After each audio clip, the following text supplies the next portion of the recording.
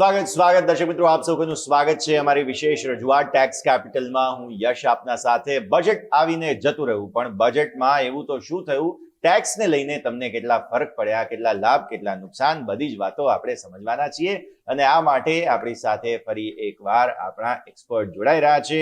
CA જીતેન Trivedi આપણી સાથે જોડાઈ રહ્યા છે, જેઓ પાર્ટનર છે JK SS એન્ડ એસોસિએટ્સના, અને સાથે તેઓ ચેરમેન છે direct and international tax sub committee Ahmedabad ICAI ના. Sir, once again welcome to the show. ખૂબ ખૂબ આભાર સર સમય ફાળવવા માટે. સૌથી પહેલા તો બજેટ આવીને જતું તો રહ્યું, પણ બજેટ આવે અને ઘણી બધી ચીજ વસ્તુઓ નવી લાવ્યું, ઘણી જૂની લાવ્યું, પરંતુ મુદ્દો અહીં એ જ બને છે કે સુધારા વધારા ઘણા છે. તો પહેલા તો તમારું ફર્સ્ટ પ્રાઇમા ફેસી રિએક્શન લઈ લઈએ. કેવી રીતે જુઓ છો સર તમે આ બજેટ? જો બજેટની આપણે વાત કરીએ યશભાઈ, તો જે વિકસિત ભારત 2047નું પ્રધાનમંત્રી અને આ ગવર્મેન્ટનું જે સપનું છે એ તરફ એ લોકો આગળ વધી રહ્યા છે. અને એના માટે MSME સેક્ટર ઉપર પહેલા પણ બહુ ભાર મૂકેલું હતું, અત્યારે પણ બહુ ભાર મૂકી રહ્યા છે અને ટ્રાય કરી રહ્યા છે કે બને તેટલું એ તરફ એ દેશને આગળ વધારી શકે. અને એના ઉપર ઘણું બધું ઇમ્પોર્ટન્સ અને ઘણું બધું રિલાયન્સ મૂકેલું છે.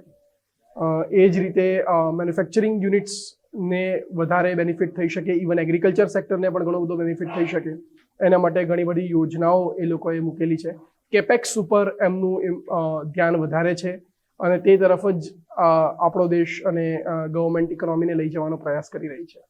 ઓકે, તો હવે બજેટની તો ઓવરઓલ આપણે વાત કરી લીધી, પણ જો હું ટેક્સના પર્સપેક્ટિવથી જોઉં ને તો સર, આમ કોઈ એવી મોટી અનાઉન્સમેન્ટ આમ જોવા જાવ તો તેની પર્સનલ ટેક્સની બધાની એક્સપેક્ટેશન હોય સાંભળવાની, તો પર્સનલ ટેક્સમાં તો કંઈ બેનિફિટ ના મળે, ઉલટાનું STT વધારી દીધું છે. એટલે F&Oના જે અમારા, કેમ કે આપણે સિન્સ માર્કેટની ચેનલ છીએ, તો F&Oના જેટલા અમારા જે કહેવાય ને કે પાર્ટિસિપન્ટ્સ છે, તો બધા નાખુશ થઈ ગયેલા. અને એ દિવસે તો તમને ખ્યાલ હશે કે બજેટના દિવસે કેટલી મોટી ઘટાડો માર્કેટમાં આવેલો હતો. તો આમ જોવા જાવ તો કઈ એવી મોટી વાત છે નહીં સર. જો યશભાઈ, હું થોડું ડિસએગ્રી કરીશ. એક્સપેક્ટેશન મારી પણ એવી હતી જ્યારે આપણી વાત થઈ હતી ત્યારે કે બહુ બધા મેજર ચેન્જીસ સ્લેબ વાઇઝ મેં કીધું હતું કે એમાં કોઈ ચેન્જીસ આવશે નહીં, જે ડેફિનેટલી ના આવ્યા. ઓલ્ડ રેજીમમાં થોડી ઘણી એક્સપેક્ટેશન હતી કે કદાચ એ ડિડક્શનને કદાચ ક્યાંક ઇમ્પોર્ટન્સ આપે, પણ નથી આપ્યો. એનો મતલબ જ છે કે ન્યૂ એક્ટમાં જ્યારે આપણે જઈશું ત્યારે ગવર્મેન્ટ એવો પ્રયાસ કરી રહી છે કે ધીરે ધીરે બધા જ લોકો ન્યૂ રેજીમ તરફ આવી જાય. અને હું એક વસ્તુથી ડિસએગ્રી કરીશ કે અમને ચેન્જીસ નથી કર્યા. ઇનફેક્ટ ઘણા બધા નાના મોટા એવા ચેન્જીસ આવ્યા છે. એટલે ચેન્જીસ ઘણા બધા છે. જે મારી ગણતરી એવી હતી કે ચેન્જીસ નહીં હોય, પણ તો પણ ઘણા બધા ચેન્જીસ છે. એટલે હું તમને એક સિમ્પલ એક્ઝામ્પલ આપું કે TCSના રેટ્સથી લઈને કે પછી કંપનીની અંદર મેટનું બહુ મોટું અનાઉન્સમેન્ટ ગવર્મેન્ટે કર્યું છે. એટલે આપણી એવી ગણતરી જે હતી કે બહુ મેજર ચેન્જીસ નહીં હોય, એ થોડું કે એ વાતથી હું થોડો ડિસએગ્રી કરીશ. ઘણા બધા ચેન્જીસ છે ડેફિનેટલી. તો આ ઘણા બધા ચેન્જીસને ચલો સમજીએ હવે ડેફિનેટલી, કેમ કે તમે કહ્યું જ છે તો પછી, કેમ કે પ્રાઇમા ફેસી તો એવું જ લાગતું હતું કે અહીંયા કોઈ અનાઉન્સમેન્ટ્સ નથી. ચલો હવે મેટની તમે વાત કરી છે, તો મેટની સાથે શરૂઆત કરીએ. ડાયરેક્ટ ટેક્સીસ, બેઝિકલી ડાયરેક્ટ ટેક્સીસના સબ હેડરની સાથે શરૂઆત કરીએ, એટલે કોઈ ક્લેરિટી અહીંયા જે છે તે થઈ જાય, કન્ફ્યુઝન ના રહે કોઈ પણ.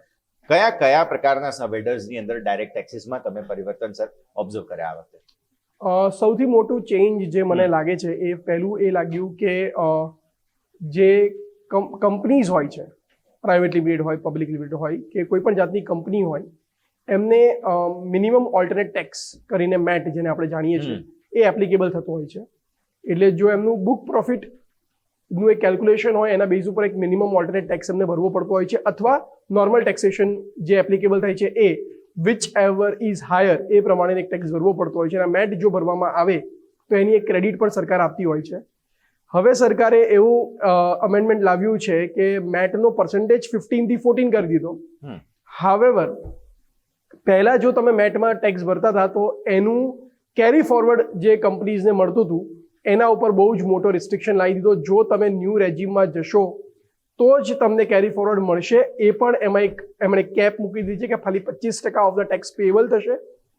અને જો તમે ન્યૂ રેજીમમાં નહીં જાઓ તો એની કોઈ પણ કેરી ફોરવર્ડ નહીં મળે. એટલે અત્યાર સુધી તમે એક્યુમ્યુલેટ કરેલું હોય તો પણ એ એક્યુમ્યુલેટ જે તમારું મેટ છે એ વાઇપ ઓફ થઈ જશે અને અલ્ટિમેટલી ફ્યુચરમાં એનો કોઈ પણ બેનિફિટ મળશે નહીં if you are continuing with the old regime.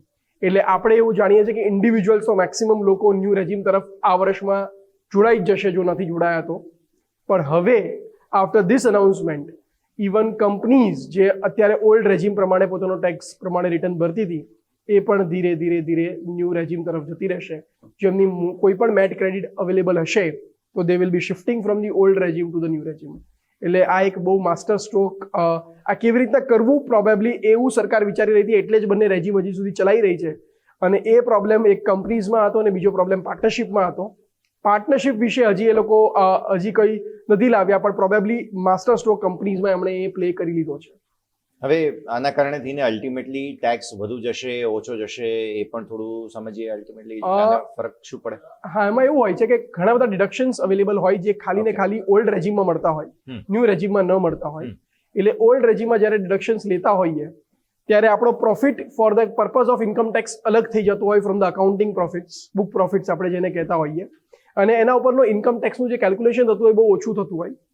પરંતુ બુક પ્રોફિટનો જે આવતો હોય એના ઉપર એક X% જે મેટ આપણે ભરતા હોઈએ એ કદાચ હાયર આવતું હોય તો મેટ પ્રમાણેનું યુ કેન સે ટેક્સ ગવર્મેન્ટને ચૂકવાતો હોય કંપની દ્વારા.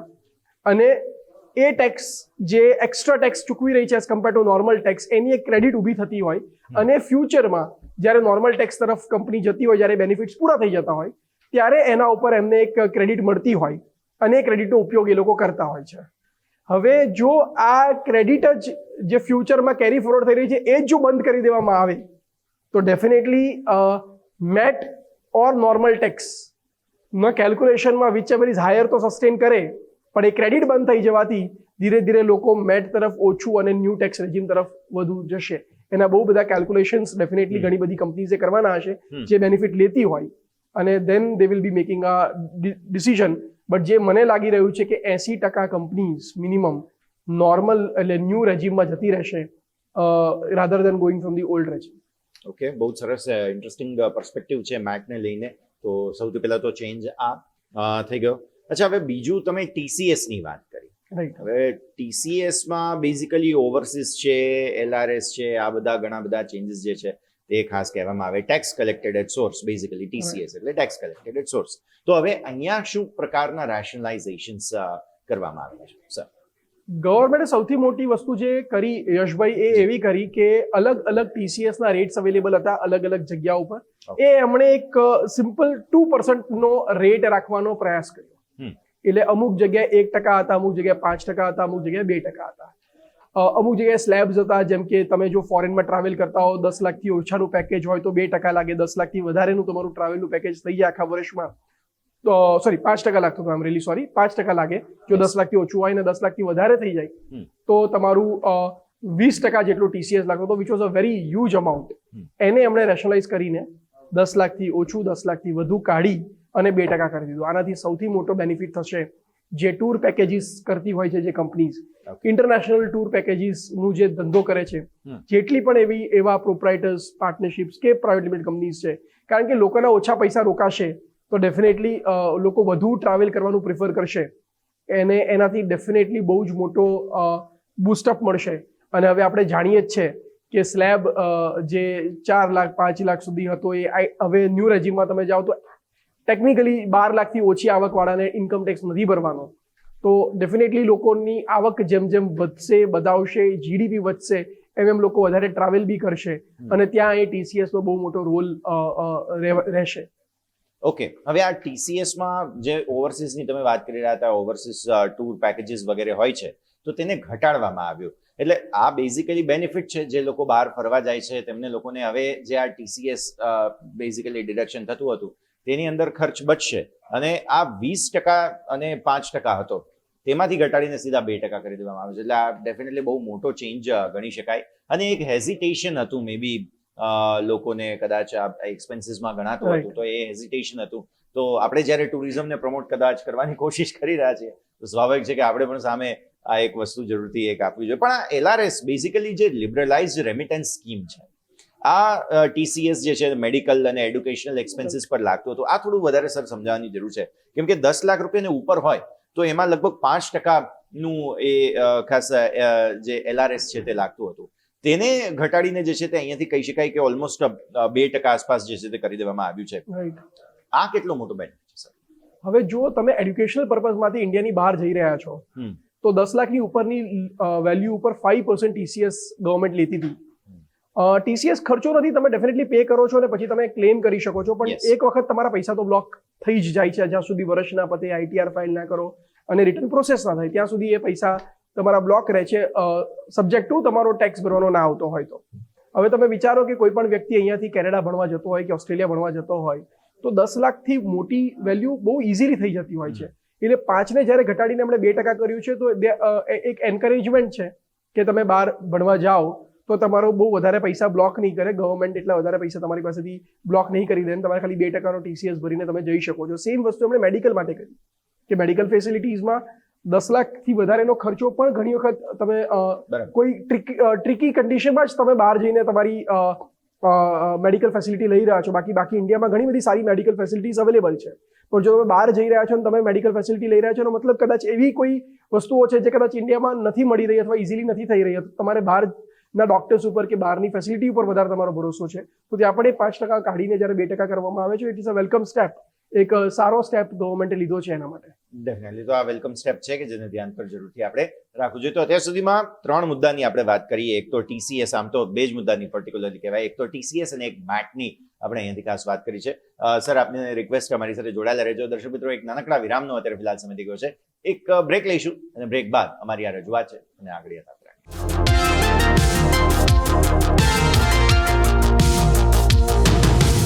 તો બ્રેક બાદ આપનું સ્વાગત છે. દર્શક મિત્રો, આપણે બજેટ સ્પેશિયલ ટેક્સ કેપિટલમાં ચર્ચા કરી રહ્યા છીએ કે ભાઈ આ બજેટમાં આવ્યું શું નવું, શું બેનિફિટ છે કે પછી ખિસ્સામાંથી વધુ પૈસા નીકળવાના છે. ચર્ચા કરી રહ્યા છે. આપણી સાથે CA જીતેન સર જોડાયેલા છે. Sir, once again welcome back to the show. Break બાદ સ્વાગત. અને અત્યાર સુધીમાં આપણે TCS અને MAT આ 2 મુદ્દાને સમજ્યા. હજુ એવું જ લાગે છે કે હા, કંઈ એવા મોટા ચેન્જીસ નથી. તો શું હવે કમ્પ્લાયન્સીસ છે કે એડમિનિસ્ટ્રેશન છે તેને લઈને એવા કોઈ ચેન્જીસ આ વખતે કરવામાં આવ્યા છે કે જેને કારણે લોકોની લાઈફ થોડી ઇઝી થાય? કેમ કે ટેક્સ કાઉન્ટ કરવા અને ટેક્સ ભરવા એમાં જ આખું ફિનાન્શિયલ યર નીકળી જાય છે, એવી બહુ કમ્પ્લેન્ટ્સ હું સાંભળતો હોઉં છું. સો એવી કોઈ લાઈફ ઇઝી થયું એવું કંઈ થયું હોય તો એ સમજાવો. સામાન્ય માણસ કરતા પ્રોફેશનલી હાલત વધારે ટાઈટ તમને આ પૂછ્યું કે વધારે ટાઈટ હોય કે અમારે ઘણા બધાના કેલ્ક્યુલેશન્સ બધું કરવાનું હોય. ઉપરથી ઇમ્પોર્ટન્ટ એવું થઈ ગયું છે કે આજના જમાનામાં એક્સપ્લેન ઘણું બધું કરવું પડતું હોય છે. ગૂગલ બધા પાસે જ અવેલેબલ છે, રાઈટ? એટલે ઘણી બધી વસ્તુઓ આપણે સમજાવવી પડે. પણ હું તમને એમ કહીશ કે કમ્પ્લાયન્સમાં બહુ જ મોટો એક વેલકમ સ્ટેપ ગવર્મેન્ટે લીધો છે, જે ઇન્કમ ટેક્સ રિટર્નને લઈને તમે લીધો છે. 2 અનાઉન્સમેન્ટ ગવર્મેન્ટે કરી છે. પહેલી એક અનાઉન્સમેન્ટ એવી કરી છે કે એ હજી ફોર્મ્સને વધારે સરળ કરવાના પ્રયાસ કરી રહ્યા છે, ખાસ કરીને ITR 1 અને 2 ને વધારે ઇઝી અને કરવાને ટ્રાય કરી રહ્યા છે. નોર્મલી 1 અને 2 કોને એપ્લિકેબલ થતા હોય છે, જો તમને ખ્યાલ હોય, દર્શક મિત્રોને ખાલી ઇન્ફોર્મ કરી દો, એને થતા હોય જે સેલરાઇડ પર્સન્સ છે. તો સેલરાઇડ પર્સન આઈડિયલી ITR 1 અથવા ITR 2 એપ્લિકેબલ થતું હોય છે. જે ધંધાકીય વ્યક્તિ છે, જે ધંધામાં કે પ્રોફેશનલ તરીકે જોડાયેલો છે, એને મોસ્ટલી ITR 3 અને 4 એપ્લિકેબલ થતા હોય છે. ઇમ્પોર્ટન્ટ અને વેલકમ સ્ટેપ ગવર્મેન્ટે એવો લીધો છે કે 31 જુલાઈની જે ડેડલાઇન હતી ITR ફાઇલ કરવા માટે, એ બધા માટે હતી. ITR 1 હોય, 2 હોય, 3 હોય કે 4 હોય, નોન ઓડિટેડના દરેક કેસમાં એ ડેડલાઇન એપ્લિકેબલ હતી. પણ ગવર્મેન્ટે હવે એમાં 2 ફાટા કર્યા છે કે 31 જુલાઈ વિલ બી ધ ડેડલાઇન જે લોકો સેલરાઇડ છે, ITR 1 અને 2 જેમને એપ્લિકેબલ છે. પણ જે ધંધો કરે છે અથવા પ્રોફેશનલ છે, બિઝનેસ અથવા પ્રોફેશનલ એક્ટિવિટીઝ કરી રહ્યો છે, એના માટે એ ડેડલાઇન ITR 3 અને 4 માટેની ડેડલાઇન અનઓડિટેડ કેસમાં એમણે 31 જુલાઈથી એક્સટેન્ડ કરીને 31 ઓગસ્ટ કરી છે. આનાથી 2 વસ્તુઓ થશે. જે લોકો સેલરાઇડ છે એમના માટે એમની સેલરી સ્લિપ્સ અથવા ફોર્મ 16 એક બહુ જ મોટું ડોક્યુમેન્ટ છે, અને AIS, TIS અને 26AS જેમાં તેમની બધી જ ઇન્ફોર્મેશન અમને મળી જાય છે. એ અવેલેબલ નોર્મલી થતી હોય છે 15 જૂન આસપાસ. એ વધારે અપડેટેડ ફોર્મમાં મળતી હોય છે. ઘણી બધી જગ્યાએ 31 મે લાસ્ટ ડેટ હોય છે to file the TDS returns ને એ બધું. તો એને ઓટો પોપ્યુલેટ કરીને મળતા અઠવાડિયા 10 દિવસ, એટલે લગભગ 15 જૂન સુધી અમે એવું ગણતા હોઈએ છીએ કે ત્યાં સુધી એ પ્રોપર ડેટા દેખાડતી હોય પોર્ટલ ઉપર. એટલે 15 જૂનથી 31 જુલાઈ એ 45 દિવસની આઈડિયલી એક વિન્ડો મળતી હોય, જેમાં બધા જ ના આપણે જો રિટર્ન ફાઇલ કરવા જઈએ યશભાઈ તો એ થોડું ડિફિકલ્ટ થઈ જતું હોય છે. હવે જ્યારે 2 એમણે ટાઈમલાઈન કરી દીધી, એટલે જે સેલરાઇડ લોકો છે કે ખાલી એમની ઇન્કમ ફ્રોમ અધર સોર્સિસ છે, જેને ધંધા સાથે નિસ્બત નથી, જે લોકો ધંધામાં નથી ધંધો કરી રહ્યા કે પ્રોફેશનલ નથી, એમના માટે સૌથી મોટી ઇમ્પોર્ટન્ટ વસ્તુ એ છે કે એમના માટે એ ITR ભરવું થોડું સરળ હોય છે, ઇઝી હોય છે. તો 31 જુલાઈ સુધીમાં એ 45 ડેઝની ઇનફ વિન્ડો છે ભરવા માટે. પણ જે લોકો ધંધો કરે છે કે પ્રોફેશનલ છે, એમને પોતાની બેલેન્સ શીટ બનાવવાની હોય છે, એમને પોતાની ઇન્કમ કમ્પ્યુટ કરવાની હોય છે, એટલે એ વસ્તુ કરવી 45 દિવસમાં પ્રોફેશનલ માટે અને એમના લોકો માટે જે પોતાનું જાતે રિટર્ન ફાઇલ કરતા થોડું ડિફિકલ્ટ થઈ જતું હોય છે. એના માટે એ વિન્ડો હવે 45 થી બદલે 75 કે 76 દિવસથી થઈ ગઈ છે, જે બહુ જ મોટો વેલકમ સ્ટેપ છે. અમારા ઉપર પ્રેશર ઓછું હશે કે પહેલા સેલેરીડના લોકોનું રિટર્ન ફાઇલ કરી દઈએ, પછી અમને એક 15 દિવસનો બ્રીધર મળતો હતો ઓડિટ કેસ સ્ટાર્ટ કરતા પહેલા. અમે એવું કહેતા હતા કે ઇન્ડિપેન્ડન્ટ ડે સુધીનો એક બ્રીધર મળતો હતો, હવે નહીં મળે. પણ at the same point of time જે હેંગ થતું હતું લાસ્ટ 5-7 દિવસમાં પોર્ટલ કે છેલ્લા 2 દિવસમાં અમે ફ્રસ્ટ્રેટ થઈ જતા હતા, એ ફ્રસ્ટ્રેશન પણ નહીં આવે. એટલે એ એક બહુ જ વિચારેલો સ્ટેપ ગવર્મેન્ટે લીધો છે. આવો જ એક સ્ટેપ જીએસટી રિટર્ન્સમાં પણ અમુક મહિના પહેલા ગવર્મેન્ટે લીધો હતો કે થોડી ડેડલાઇનમાં એક્સટેન્શન આપી હતી, ડિપેન્ડિંગ અપોન ધ ટર્નઓવર અને બધા અમુક ક્રાઇટેરિયાઝને લઈને, જે સો દેટ પોર્ટલ ઉપરનું જે બહુ ઘસારો આવી જતો હોય લાસ્ટ મોમેન્ટ ઉપર એ ઓછો થાય. એવો જ ઘસારો આવેલો સર બજેટના દિવસે, જ્યારે અનાઉન્સમેન્ટ થયા કે ભાઈ તમારા ઇન્વેસ્ટમેન્ટ પર જો ફ્યુચર અને ઓપ્શનમાં હશે તો એસટીટી અમે વધારી રહ્યા છીએ, અને એ બાદ જે માર્કેટમાં ઘસારો આવ્યો, બધા અમુક બ્રોકરના પોર્ટલ હેંગ થઈ ગયા અને બધું થયું. તો હવે આપણે આ સબ્જેક્ટની વાત કરી લઈએ, ઇન્વેસ્ટમેન્ટ, કેપિટલ ગેઇન્સ, આ બધાને લઈને શું ચેન્જીસ આવ્યા છે? નાના મોટા ચેન્જીસ છે, પણ 2 મોટા ચેન્જીસ છે. જેમ તમે એક કીધું કે 2% જે અમારી ગણતરી એવી હતી કદાચ 1% થશે અને ઘટાડાના બદલે વધારો થયો, એટલે આપણે માર્કેટ વધવાના બદલે ઘટી ગયું. બિલકુલ કે એ જ મોમેન્ટ ઉપર માર્કેટમાં એક તમારી ભાષામાં એક સીધો કેન્ડલ નીચેની તરફ લાલ રંગની કેન્ડલ જોવા મળી. એટલે એ ડેફિનેટલી ગવર્મેન્ટ, જો આપણે માર્કેટની વાત કરીએ તો ડેફિનેટલી એ રેડ ફ્લેગ છે. એની ઇમ્પેક્ટ પણ એ જ ટાઈમે જોવા મળી. પણ જો હું ગવર્મેન્ટની પોલિસીની વિશે થોડીક વાત કરું યશભાઈને, હું થોડું ડીપમાં એને એનાલાઇઝ કરું, તો ગવર્મેન્ટ ટ્રાય કરી રહી છે ડિસ્કરેજ કરવા માટે કે જે નાના ઇન્વેસ્ટર છે એ ડેરિવેટિવ માર્કેટ તરફ ન જાય. બિલકુલ. જો તમને ખબર હશે તો એક જ્યારે તમે ડેરિવેટિવની કોઈ પણ ડીલ કરવા બેસો અથવા જ્યારે તમે પોર્ટલનો લોગિન કરો, જ્યાં બી તમારું અકાઉન્ટ હોય, તો એક સરસ સેન્ટેન્સ ડિસ્ક્લેમર તરીકે આવતું હોય છે કે 90% of the people who are trying and dealing into derivative market are usually making losses. જે ફેક્ટ છે. એટલે ગવર્મેન્ટ ડિસ્કરેજ કરવા જઈ રહી છે. એ 90% માંથી મેજોરિટી સ્મોલ ઇન્વેસ્ટર્સ હોય છે જે થોડાક પ્રોફિટની લાલચમાં ડેરિવેટિવ માર્કેટની અંદર ટ્રેડિંગ કરે છે વિધાઉટ એનાલિસિસ, વિધાઉટ ટેકનિકલ અને ફંડામેન્ટલ એનાલિસિસ. એટલે ગવર્મેન્ટ એમને કદાચ પ્રોબેબલી ડિસ્કરેજ કરવાનો પ્રયાસ કરી રહી છે. એટલે એ પ્રમાણે એ વેલકમ સ્ટેપ કહેવાય, પણ ઓફકોર્સ માર્કેટમાં તો એની ડેફિનેટલી નેગેટિવ ઇમ્પેક્ટ આપણને જોવા મળી. જ્યાં સુધી બીજા દિવસ અનાઉન્સમેન્ટ કોઈ ટ્રમ્પ સાહેબે ના કર્યું કે ટેરિફનું શું કહેવાય કે 18% કરી દેવામાં આવશે, અને બીજું જેટલું પણ ઘટાડો થયો તો એ પાછું રેડ થી ગ્રીન પણ એટલું જ ફટાફટ થઈ ગયું એકાદ દિવસના ગેપમાં જ. So that was good. Second, capital ગેઇનમાં મોટા ચેન્જીસ નથી, પણ કારણ કે નવો એક્ટ આવી રહ્યો છે, પણ એક બહુ સરસ અમેન્ડમેન્ટ એમણે કર્યો. 1 વર્ષ પહેલા એમણે અમેન્ડમેન્ટ એવો કર્યો હતો ગવર્મેન્ટે કે જો તમને બાયબેક ઓફ શેર્સ થાય છે તો એનાથી જો તમને પૈસા મળી રહ્યા છે for the buyback of shares, that will be treated as income from other sources. એટલે એ તમારી નોર્મલ ઇન્કમ તરફ જતી હતી, અને જે તમારી કોસ્ટ હતી for the purchase of those shares એ તમને અધર સોર્સિસમાં બાદ નહોતી મળતી. એટલે પૂરેપૂરી આવક જે થઈ રહી છે એ અધર સોર્સિસમાં ટેક્સેબલ થઈ જતી હતી as per normal rate. Individual ને HUF ની વાત કરું તો, અને હું જ્યારે વાત કરું કે એમની જે કોસ્ટ થઈ હતી જ્યારે આપણે શેર્સ ખરીદ્યા બાયબેકના પહેલા, અનાઉન્સમેન્ટના પહેલા, તો એ ડેફિનેટલી એ કેપિટલ ગેઇનમાં શોર્ટ ટર્મ કેપિટલ ગેઇન તરફ એને ડિડક્શન તરફ મળી રહ્યું હતું, અથવા long term depending upon k એ કોસ્ટનો કેટલો પીરિયડ હતો. એટલે એ પાછું ગવર્મેન્ટે એક બેકસ્ટેપ લીધો અને એ ઇન્કમ બાયબેકની પણ જે તમારી થશે એને કેપિટલ ગેઇનના જ હેડમાં પાછા લઈ ગયા, જે એક બહુ વેલકમ સ્ટેપ છે.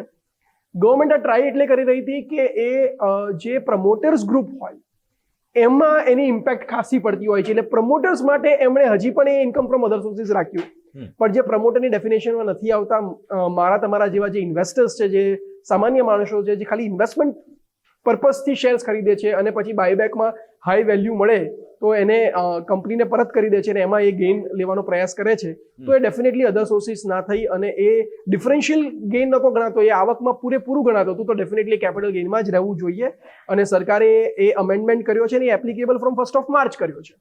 આ બજેટની અંદર જે ઘણી બધી અનાઉન્સમેન્ટ થઈ છે એમાં 2 ઇમ્પોર્ટન્ટ વસ્તુઓ છે. નોર્મલી કોઈ બી અનાઉન્સમેન્ટ જે થતી હોય છે કાં તો તરત થતી હોય ને કાં ડેફિનેટલી એ નેક્સ્ટ એપ્લિકેબલ અસેસમેન્ટ યર એટલે કે ફાઇનાન્શિયલ યર માટે થતી હોય છે. પણ ગવર્મેન્ટે અહીંયા જે ઇમ્પોર્ટન્ટ અનાઉન્સમેન્ટ કરી છે કે અમુક જે નવા એક્ટની એપ્લિકેબિલિટી છે એ 1/4/2026 થી એપ્લિકેબલ કર્યું, અને અમુક જ્યાં એમને લાગી કે અહીંયા થોડું કરેક્શનની જરૂર છે એમણે ઇન્કમટેક્સ એક્ટ 1961 ની અંદર પણ એ કરેક્શન કર્યા, અને દેટ સેમ કરેક્શન 2025 ના એક્ટની અંદર પણ કર્યા. એટલે અલ્ટિમેટલી એમણે પોતાની સ્પષ્ટતા કરી કે અમે આ ચાલુ વર્ષમાં પણ આ અમેન્ડમેન્ટ કરી રહ્યા છે અને આવનાર વર્ષમાં પણ એ એપ્લિકેબલ કન્ટિન્યુ થશે ઇન ધ ન્યૂ એક્ટ. એટલે એમણે બંને જગ્યાએ સાયમલ્ટેનિયસ અમેન્ડમેન્ટ્સ કર્યા, which was a very good and સારો એક સ્ટેપ ગવર્મેન્ટે લીધો કહેવાય. પણ આમાં જે એસજીબી નો મુદ્દો હતો એ પણ હવે આપણે ઇન્ક્લુડ કરવો જોઈએ, કારણ કે સોવરેન ગોલ્ડ બોન્ડની અંદર જો ઓરિજિનલ ઇન્વેસ્ટર તમે છો તો તમને હવે બેનિફિટ જે છે તે ટેક્સ એક્ઝમ્પશનનો મળશે, પરંતુ જો તમે સેકન્ડરી માર્કેટથી પરચેસ કરેલું હશે તો તમને હવે આ બેનિફિટ નહીં મળે. આ બહુ માઇન્યુટ ગવર્મેન્ટે આ વસ્તુ ફાઇન્ડ આઉટ કરી. એટલે માર્કેટમાં એવું થતું હતું કે જો તમે એસજીપી વેચો, જે તમારો ટાઈમ લિમિટ પીરિયડ હોય એના પછી તમે વેચી શકો છો. ફોર એક્ઝામ્પલ, મેં 3 વર્ષ કે જ્યારે સ્કીમ એપ્લિકેબલ હતી ત્યારે મેં લીધા, અને 3 કે વર્ષના લોકિન પછી મેં જ્યારે એમને વેચ્યા તો જે ખરીદનાર હતો એના માટે ખરીદ કિંમત થઈ જશે, મારી જે વેચાણ કિંમત હશે મારા માટે વેચાણ કિંમત થઈ જશે, અને ડેફિનેટલી વેચાણ કિંમત અને મારી કોસ્ટના વચ્ચેનો જે ડિફરન્સ હશે એ મને કેપિટલ ગેઇન તરીકે મને ટેક્સેબલ થશે. બરાબર, એ ઓકે હતું, એ પ્રોપર હતું. પરંતુ જે વચ્ચેથી જે માણસ ખરીદી રહ્યો છે એ જ્યારે રિડમ્પશન સુધી એ એસજીબીઝ રાખતો હતો, અને જ્યારે રિડમ્પશન થતું હતું અને જ્યારે એને પૈસા મળતા હતા તો એક્ઝમ્પ્ટ ફ્રોમ ટેક્સ હતા, એના ઉપર કેપિટલ ગેઇન નહોતો લાગી રહ્યો. એટલે બની શકે કે 8 વર્ષનો એસજીબી હોય, તમે 7 વર્ષે ઇન્વેસ્ટ કરો અને 1 વર્ષ માટે રાખી મૂકો, અને તમે જ્યારે વેચો ત્યારે તમને પૂરેપૂરું એ જે બેનિફિટ મળે એ કેપિટલ ગેઇનમાંથી એક્ઝમ્પ્ટ થઈ જાય, કારણ કે જૂના વ્યક્તિએ 7 વર્ષનો ગેઇન ઓલરેડી ચૂકવી દીધો છે. બરાબર. પણ ગવર્મેન્ટનું ઇન્ટેન્શન એવું નહોતું કે લોકો વેચે. ગવર્મેન્ટનું ઇન્ટેન્શન એ હતું કે તમને બેનિફિટ તો મળે જો તમે 8 વર્ષ કે જે બી એનો પીરિયડ છે એના માટે તમે રાખી મૂકો, અને એ જોગવાઈ ગવર્મેન્ટે લાવી, અને એવી રીતના લાવી કે આજથી એપ્લિકેબલ. એટલે હવે જે લોકોએ નથી વેચ્યા અને લાસ્ટ સુધી રાખશે, નો કેપિટલ ગેઇન, ઓફકોર્સ પ્રોપર. પણ જો તમે આજે વેચી દો છો તો તમને તો કેપિટલ ગેઇન પહેલા પણ લાગતો તો આજે પણ લાગશે, પણ જે ખરીદનાર છે એના માટે કોસ્ટ કિંમત બનશે. જ્યારે એ રિડમ્પશન થશે, જ્યારે એનો પીરિયડ ખતમ થશે અને એના પૈસા એને મળશે મેચ્યોરિટી ઉપર, ત્યારે એ એની સેલ્સ કન્સિડરેશન થશે, અને અત્યારનું પેએબલ અમાઉન્ટ જે એને પે કરી છે કોસ્ટ બનશે, અને ડિફરન્સ ઉપર પણ કેપિટલ ગેઇન ડેફિનેટલી લાગુ પડશે. એટલે ગવર્મેન્ટનો મેઇન જે ઇન્ટેન્શન હતો કે તમે ગોલ્ડ બોન્ડ્સને લો અને તમે એને લાસ્ટ સુધી, મેચ્યોરિટી સુધી તમે રાખી મૂકો, સો દેટ બહુ મોટું ઇન્વેસ્ટમેન્ટ રૂપે એ વસ્તુ જે જોવામાં આવતી કે તમે એમાં ઇન્વેસ્ટ કરીને મૂકી રાખો. ગોલ્ડ ફિઝિકલ તમારે લેવાની જરૂર નથી, you just buy the bond, અને તમે એમાં બેનિફિટ, તમને ગોલ્ડ બોન્ડનો ગોલ્ડના રેટનો બેનિફિટ મળે. એ સરકાર ચાહતું હતું કે લોકો લોંગ ટર્મ પર્પઝથી આ વસ્તુ કરે, અને એને સુનિશ્ચિત કરવા માટે આ બહુ સારો અમેન્ડમેન્ટ ગવર્મેન્ટ લઈને આવી છે. એટલે અગેન ઇન્વેસ્ટમેન્ટ અને ટ્રેડિંગ બંને વચ્ચેનો ડિફરન્શિએટ કરવાની કોશિશ અહીંયા સરકારે કરી. છેલ્લો મુદ્દો સર એક ટૂંકમાં વાત કરી લઈએ, અને તે છે ઇન્સ્યોરન્સ ક્લેમનો. એમએસીટી દ્વારા જે ઇન્ટરેસ્ટ મળતું બેઝિકલી, અથવા તો જે ટીસીએસ અથવા તો ટીડીએસ જે કટ કરવામાં આવતું હતું ઇન્સ્યોરન્સ ક્લેમમાં, તેમાં હવે બેનિફિટ આપવામાં આવે છે. રાઈટ. એટલે એવું હતું કે મોટર વ્હીકલ નો તમારો કોઈ કેસ ચાલતો અને ટ્રિબ્યુનલ કોઈ જજમેન્ટ આપે, એની અંદર તમને કમ્પન્સેશનની અમાઉન્ટ મળે તો ડેફિનેટલી કેસમાં સમય લાગતો, એના માટે એક ઇન્ટરેસ્ટ પણ તમને મળતું હોય. એ ઇન્ટરેસ્ટ ઉપર જે ટીડીએસ એપ્લિકેબલ હતો અને જે ટેક્સેબિલિટી હતી એ ગવર્મેન્ટે અમેન્ડમેન્ટની અંદર એને કાઢી નાખી છે. એટલે બેઝિકલી એક બહુ મોટો બેનિફિટ, જો તમારો મોટર વ્હીકલની અંદર કોઈ તમારો કેસ ચાલતો અને ટ્રિબ્યુનલના જજમેન્ટથી તમને કોઈ કમ્પન્સેશન અને એનું ઇન્ટરેસ્ટ મળતું હોય તો ત્યાં બહુ ફાયદો એ વ્યક્તિને થશે, વિચ ઇઝ અગેન આ વેલકમ સ્ટેપ. સારો સ્ટેપ લીધો છે ગવર્મેન્ટે એ વિશે, સો એમ કહી શકાય. ડેફિનેટલી. તો અંતે આપણે વાત કરીએ ને તો ઘણા બધા ચેન્જીસ છે. એવું નથી કે પ્રાઇમા ફેસી એવું દેખાય કે ભાઈ, કેમ કે ઇન્ડિવિજ્યુઅલ તો એ જ જોતો હોય કે ભાઈ ઇન્કમ ટેક્સમાં તો કોઈ ચેન્જ જ નથી, સ્ટાન્ડર્ડ ડિડક્શનમાં કોઈ ચેન્જ જ નથી, પણ જો એઝ અ કોર્પોરેટ જોવા જઈએ ઘણા બધા ચેન્જીસ છે. ઇન્સ્યોરન્સ જેમની પાસે હોય, કેમ કે મોટાભાગના લોકો જેમને વાહન ખરીદે ઇન્સ્યોરન્સ હોય તો તેમને મોટા ચેન્જીસ છે, અને ઇવન કેપિટલ ગેઇનની અંદર, ઇન્વેસ્ટમેન્ટની અંદર પણ ઘણા બધા ચેન્જીસ છે. તો ટુ સમરાઇઝ ધીસ કોન્ટેક્સ્ટ, આ વખતનું બજેટ સર નાના ફાઇન ટ્યુન પ્રકારના ચેન્જીસ લઈને આવ્યું હોય એવું આપણે કહી શકીએ સર. એબ્સોલ્યુટલી યશભાઈ. જો નવો એક્ટ જ્યારે આવી રહ્યો હોય હમ. તો મેં પણ જેમ કીધું હતું કે બહુ મોટા ચેન્જીસ નહીં આવે, યસ, પણ જે ચેન્જીસ રિક્વાયર્ડ હતા કે જેની જરૂર એકદમ હતી અને જ્યાં એમને લાગ્યું કે ના અહીંયા આપણે એક થોડોક ક્લેરિફિકેશનની જરૂર છે, ત્યાં ગવર્મેન્ટે ચેન્જ કર્યો. હજી એક ચેન્જ જે કદાચ નાના માણસને બહુ વધારે ઇમ્પેક્ટ નહીં કરે, પણ જેનું અપીલ્સ ચાલી રહી છે, જેનું કેસીસ ચાલી રહ્યા છે ઇન્કમ ટેક્સની અંદર સ્ક્રુટિનીની અંદરના, એમાં બહુ જ મોટો વેલકમ સ્ટેપ ગવર્મેન્ટે લીધો છે કે જો તમે જાતે જ તમે કબૂલી લો છો કે તમે મિસઅપ્રોપ્રિએશન કે મિસરિપ્રેઝન્ટેશન તમારાથી થયું છે, તો 200%ની જે ટેક્સ પેનલ્ટી લાગતી હતી એ 100%ની થશે અને તમે જાતે ડિસ્ક્લોઝ કરીને જો તમે ભરી દો તો 100%ની ટેક્સ અમાઉન્ટનું એક રિડક્શન મળવું એ બહુ જ વેલકમ સ્ટેપ થાય. એટલે ગવર્મેન્ટ ક્યાંક ને ક્યાંક પ્રયાસ કરી રહી છે કે લોકો વધારે ને વધારે કેસ અને અપીલ્સમાં ના જાય અને જ્યારે એમને લાગે છે કે એમનાથી ભૂલ થઈ છે તો એને ડિસ્ક્લોઝ કરી અને એને ત્યારે ત્યાં ડિસ્પોઝ કરે. એટલે લિટિગેશનનો મેટર થોડું ઓછો કરવાનો પ્રયાસ કર્યો છે. સેમ વે જો તમારે કોઈ જગ્યાએ અપીલ કરવી છે તો પહેલા એવો નિયમ છે ઇન્કમ ટેક્સની અંદર કે તમારે પહેલા 20% ઓફ ધ ડિમાન્ડ અમાઉન્ટ ભરવી પડે યશભાઈ, અને 20%ની ડિમાન્ડ અમાઉન્ટ ભર્યા પછી જ તમે અપીલ ફાઇલ કરી શકો. એ અમાઉન્ટ પણ ઘટાડીને 10% કરવાની જાહેરાત કરી છે. એટલે એક જગ્યાએ ફેર એન્ડ ટ્રાન્સપરન્સી કરવાનો પૂરો પ્રયાસ આ ગવર્મેન્ટ કરી રહી છે એવું આપણે કહી શકીએ. તો આ તમામ સંકેતો છે કે જેને ધ્યાન પર રાખવા જરૂરી બને છે. વન્સ અગેન જીતેન સર, ખૂબ ખૂબ આભાર સમય ફાળવીને તમે જોડાયા અને ટેક્સને લઈને જે આ એક મૂંઝવણ હતી કે બજેટમાં શું છે તેને લઈને તમે સ્પષ્ટતા કરી. ખૂબ ખૂબ આભાર. Thank you. તો દર્શક મિત્રો, બજેટ પછી ટેક્સને લઈને શું શું તમારા જીવનમાં, તમારા રિટર્નમાં પરિવર્તન થઈ રહ્યા છે તેની આજે આપણે ખાસ ચર્ચા કરી છે. આ વિશેષ રજૂઆતમાં બસ આટલું જ. મને યશને આપજો રજા. આગળના તમામ અપડેટ્સ માટે આપ જોતા રહો ન્યૂઝ કેપિટલ માર્કેટ.